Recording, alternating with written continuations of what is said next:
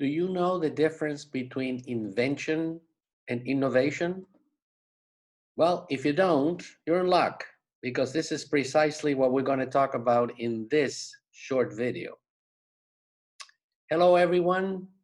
I'm Michael Zeischer, and I am a serial entrepreneur, and this is another one in a series of short videos designed to help entrepreneurs.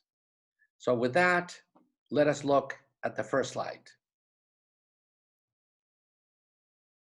This is short video 22, designed to help entrepreneurs and small company executives.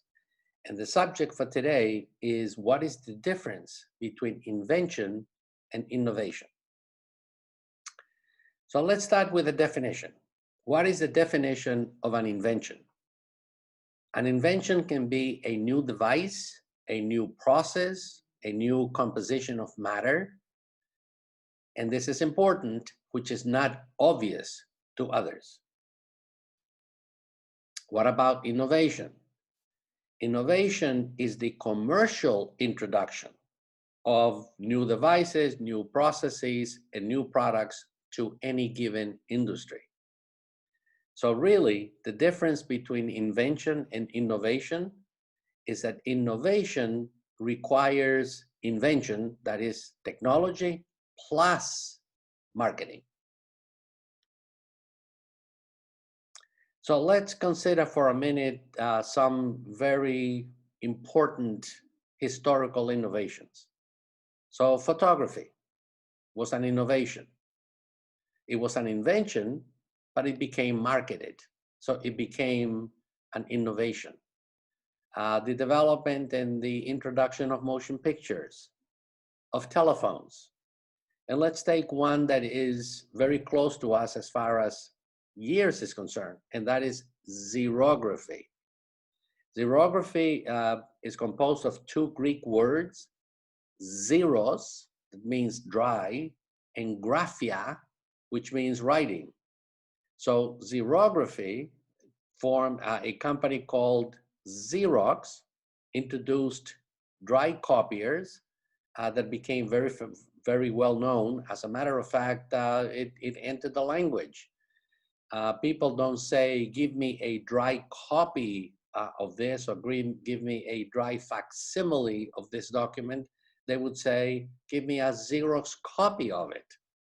That's how important it became. The other one is instant photography by Polaroid.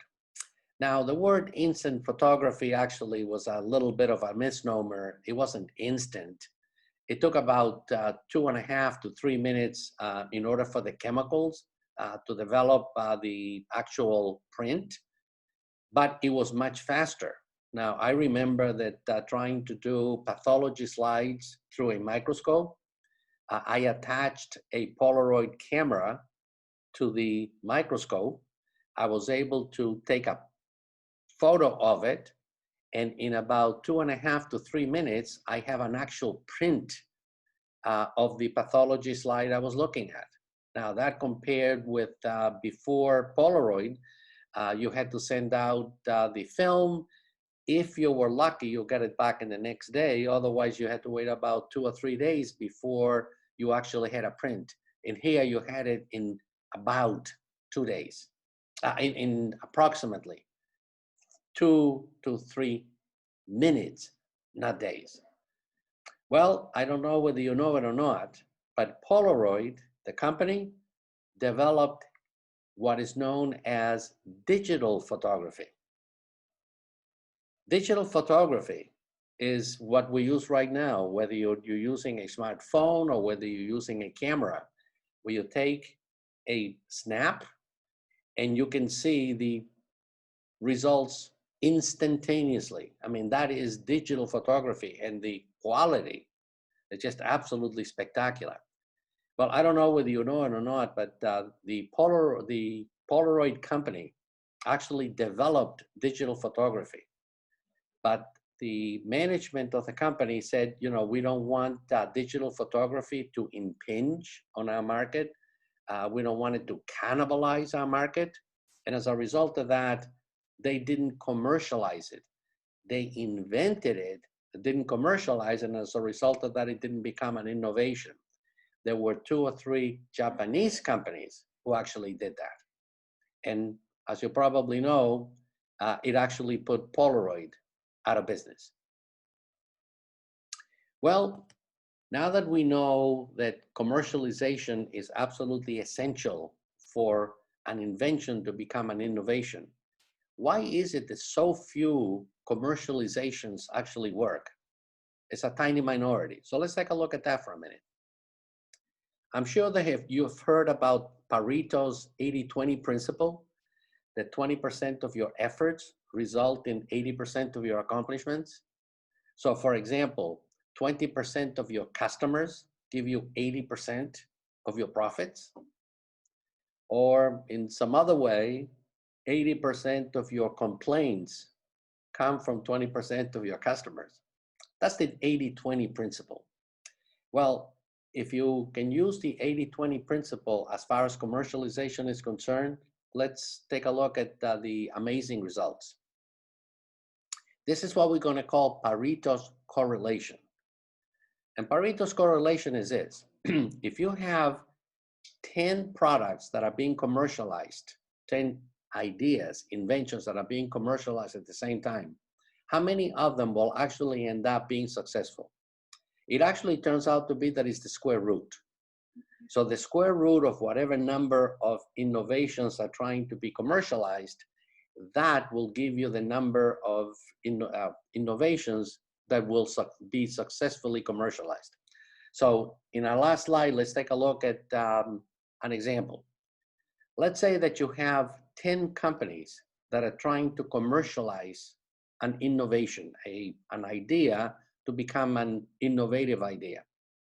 So the square root of 10 is approximately 3.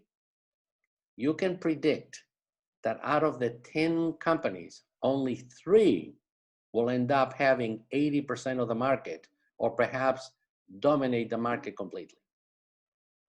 Well, I hope that this short introduction to innovation and commercialization was of interest to you. Thank you very much. If you go to www.zeicherinstitute.com, you will see our webpage.